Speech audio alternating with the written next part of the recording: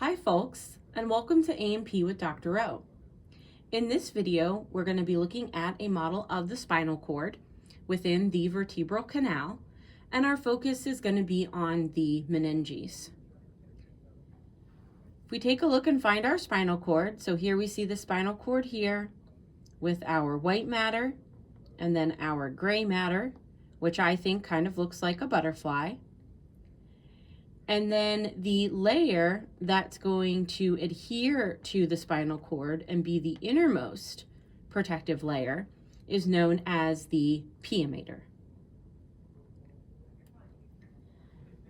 Then we have a space, and the space that we are going to see is going to be the subarachnoid space.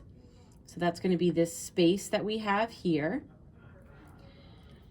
And then the layer above that space, so this layer here, is the arachnoid mater.